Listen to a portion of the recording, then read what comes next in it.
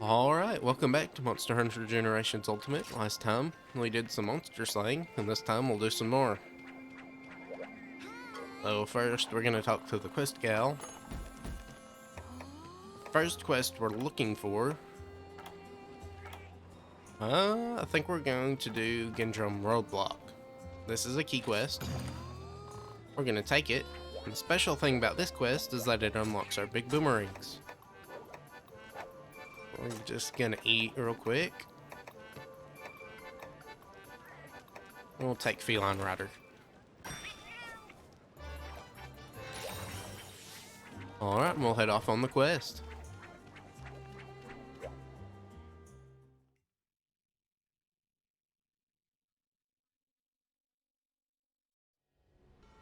This is the dunes. This is a new area. It's a desert area, and like I was talking about, I think last time, it's a hot area, so if you're playing as a hunter, you'll need cool drinks.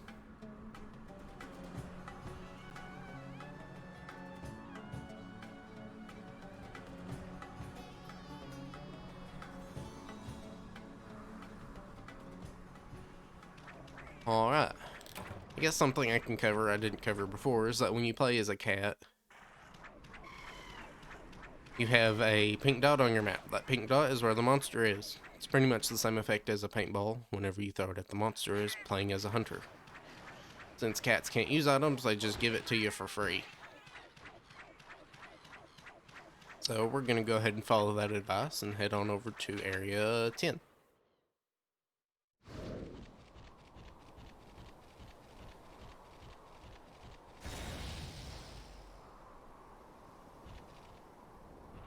Alright, so this is Gendrome. This is pretty much the Velocidrome to the Gen Prey. And he's pretty much just a big version. Something to note about these guys is that they can paralyze you with their bite. So just be careful, don't stand in front of them too long because they can hurt you. And again, just like the Velocidrome, we're just going to try and position around them while we build up our boomerangs. Well, we ran right into that one. And I think the paralysis bite is a special bite. It's not like the normal lunge he does. Guess I should probably use that Feline Rider to try and mount him. Fun thing about this area specifically is that there's a bunch of walls, and the monsters can jump up the walls easily, but we have to climb them. So if he likes to chase after your pelicos, then you have to chase after him. Sometimes it's best to just stay where you're at and let the monster come to you.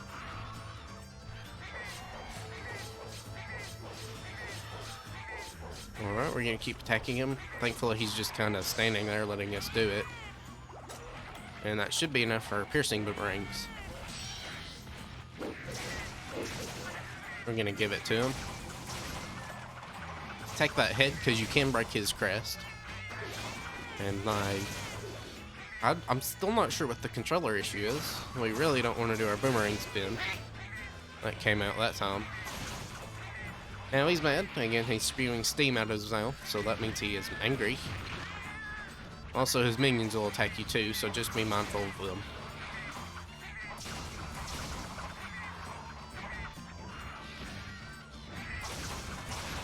And as you can see, as you can see there, I got paralyzed. But with the controller issues, pretty much just tapping the A button will throw a boomerang immediately. But with this fun little quirk, it'll hold off the boomerang for a little bit longer, throwing off my rhythm. The Gen Prey can also paralyze you, and that was just kind of funny. You can use Soothing Roll and heal a little bit. We're completely invincible even during the startup of that animation.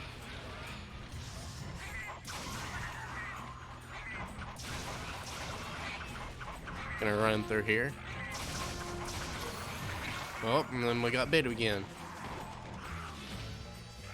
Again, he can't really do much damage to us, especially because we have decent equipment.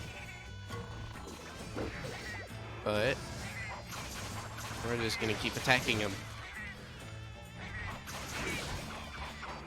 He's exhausted now, so we get some good hits on him. trying to lunge.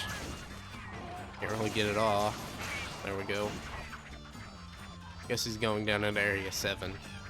Means we didn't do enough damage to make him limp, unfortunately.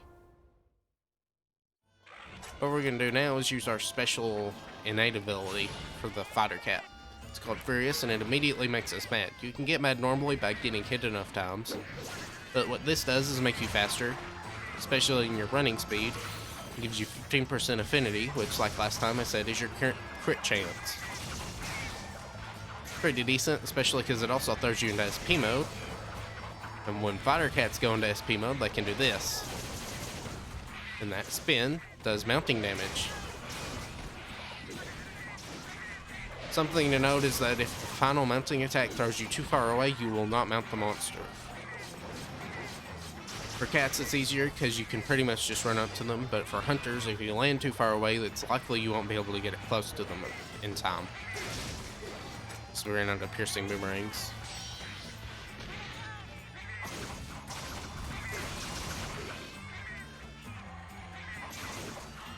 Oh, come on, don't drop my inputs.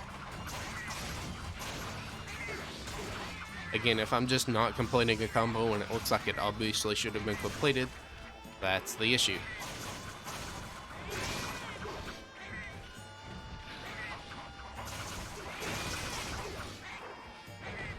Oh yeah, I'm still mad, so I guess I can just do this.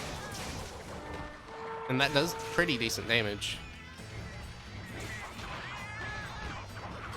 Another thing you're supposed to be able to do is dodge out of the little falling out animation. Like that. It just wouldn't let me last time. Or the last time I used it. I still don't know why. I'll have to get that looked into. I've tried looking into it and I cannot find anything on it. It might just be the USB cable I'm using. I don't think so though, but it's possible. In fact, no, I don't think it is because I have checked the input tests on other things and it works. So, who knows? Oh, these little guys here are Cephalos, I think. And the big guy is Cephadrome. We'll be fighting him shortly, so don't worry about that. You'll get to enjoy him in his entirety. Anyway, I'll meet you back at the village as I go through this little end screen. Alright, now that we're back here, we're going to try and equip those big boomerangs we unlocked. I'm not sure if we're level 5 yet. We're level 6, so yeah, we can equip it. And this is pretty much our main damage set. These 3 moves right here are all we need. We have Furious too, and it helps us, but it's not our main damage source. Alright, now I'm gonna go check through the cats again, see if we have anything good, and I'll meet you back. Alright, so again, nothing of interest, so we won't hire anyone for now. But we are gonna take on our next quest. Our next quest, and it's gonna be a fun one, the Land Sharq. We're hunting a Cephadrome in this one. Gonna go through our skills, see what I want. And I don't really see anything interesting, so we'll just take Rider. Alright, now we're gonna head off. I guess I can show you that Gendrome weapon real quick. It does have 6 in the paralysis status, which is not great, and your boomerang is only 2. Again, not great, and the amount of damage you sacrifice for it is not worth it. Right now, just focus on raw damage.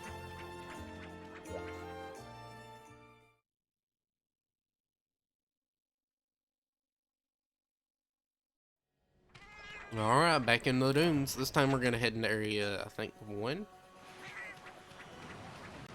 No, this is area 2. Okay, then. I guess the area we go back to is area 1. Either way, we're gonna go through area 2 into area 7.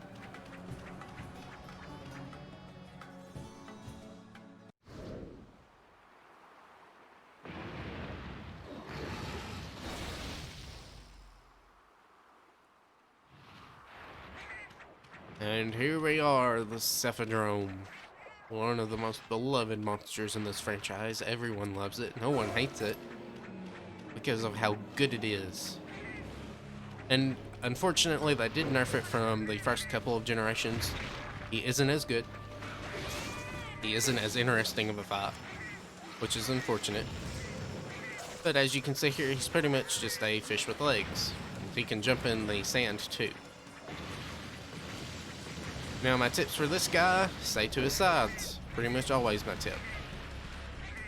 He can go underground, and whenever he digs, he'll kind of act like he's underwater and do some attacks.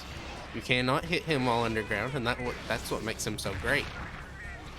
The waiting game you have to play to hit him is just so fun, and they just really nerfed him from the first couple of games again. Making it so he can't dig as often, and he can't just, spin around the area for 30 minutes at a time. Really just sad. Your best hit zones for this guy are his fin on the top of his body, and I think his head. But if you do attack his legs, you can topple him. So when he is above ground, try and go for that. Also, you can see one of his best moves where he just kind of sits there, does nothing, and he digs around the area. Again, nowhere near as good as he was in the first two generations, because he just loves to go to the outskirts of the areas in those games and just kind of spin around. Oh, hip check. That hip check has a really big hitbox. And again, they nerfed it, nowhere near as good as it was in the first two games. I will start talking about those games though. And now we're going to keep just fighting him. We're going to use our boomerang aim if we hold the R button and the A button to aim for that fin on the top of his head. Or sorry, the top of his body. We can break that fin, and I think you can break his arm fins too. And charge those boomerangs to get some extra range out of them. Another thing this guy can do is break the pillar in the center of the area. Oh, and he got me. When he digs, he can kind of do that where he goes underground and does that. Also, our cats kind of gave us some good boosts. They gave us both the Pelico Rally and the Demon Horn. Oh my goodness, I keep getting hit. There's a little sand spit there that'll give us some time to try and mount him. I can't mount him from here. Maybe try and throw a boomerang. Yeah, that'll work. And as you can see, our big boomerangs are exactly that, big boomerangs. And they do stack with piercing. So it's just, again, one of your best damage combos for the amount of effort you have to put into it, which isn't very much. Oh, he didn't get this that time.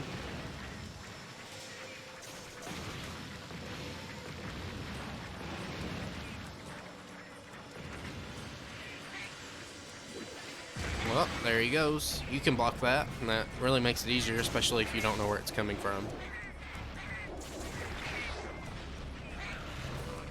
It's gonna do a tailspin. I'm just gonna, oh, I guess it just goes straight over us. Normally I'd try and block it. And as you can see, he hit us from behind there. Just a remnant of what he used to be, his former greatness. Alright, now we've mounted him. Gonna try and attack him. This is, I say, your best way of getting him out from under the ground. He can be annoying when he goes under the ground, so just try and do this. It'll give you a topple too. Though for this guy, his topple isn't the most reliable for damage because he flops around. So just again, aim for that top fin. I could be completely wrong on the top fin being the best damage, but that's what I've noticed.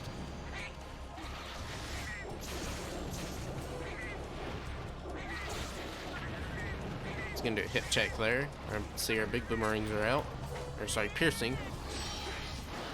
Something else to note is that your piercing boomerangs last longer than your big boomerangs. Big boomerangs only cost 1 gauge though, so it's a trade-off. He's gonna dig around. Maybe he's leaving? No, he's not leaving. He's gonna do a sand spit. And again, pretty much this guy is just a big version of the Cephalos. If it has Drome in its name, it is just a big version of their smaller counterparts. There we go, we got him down. If you hit him enough times while he's underground, he will pop out. Go for that fin. And we broke it. I think once you break it, it's not the best damage. So we'll go for the head now. And it might be even better damage. Let me check. Gonna do spins again. Like, give us some time to hit him. I think it might be a little better. His tummy might also do some good damage. I could always just circumvent this and look at a hit zone guide, but we're gonna try and wing it. And now I did say I was pretty much just being sarcastic about how bad he was. But he's really not that bad, especially when you do compare him to the first two games, because again, you could spend up to 45 minutes just waiting to be able to attack him. Chasing him around the zone. But, I mean, it only took us 5 minutes to get him to limping. So, he's not a great monster, but he is certainly way better than he used to be. He's gonna go sleep in, I think, area 3.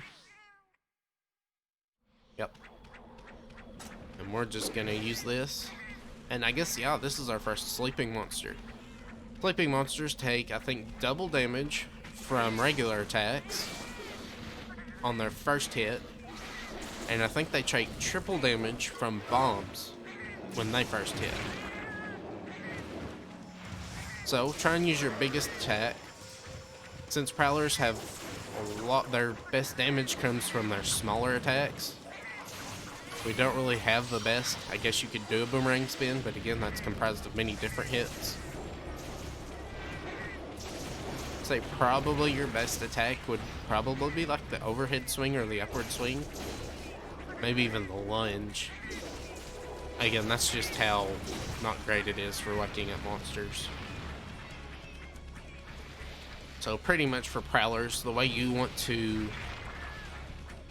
try and utilize sleep is just try and get an attack off that's easier to aim while they're just standing there. There is an ability called Mega Boomerangs, and I would suggest you use that for sleeping monsters. We don't have it, and we probably won't be able to get it for a while. It is a really good skill. And it doesn't work like big boomerangs where it boosts your normal boomerangs. You just pull out a Mega Boomerang and throw it. It costs 2 bars a gauge, but it does really good damage. He's gonna dig around. Hope you do not go, and you went to the next area. So that's an annoying thing about him. He can jump between 3 different areas. I say 3 different areas. It's really just 2 areas, but for us, it takes 3 different areas to get through. And we're almost done. Hopefully this doesn't reach the 10-minute mark. See, we're sitting at 5 minutes. Oh, he's eating something. Yes, that's another thing. Whenever they are exhausted, they'll start eating something. And that's your chance to attack him. I guess he was only at 1 health. How nice. Anyway, we're gonna carve him. I do not think his equipment is very good. He might have slightly higher defense on his armor, but we really don't need defense right now. We're doing pretty good as we are. So that's a thing. Alright, I'll meet you back at the hub after we get through this quest. Alright, now that we're back here, you know the drill. We're gonna look through the cats again, and I'll meet you back at the main hub. Alright, so nothing again. Got some things that were close, but it kind of looks like it's not possible to get big boomerangs and Cephadrome on the same set. I know it's possible because the one we have now has that. So, anyways, I hope you enjoyed. And again, if you have any questions, please comment below. And until next time, bye.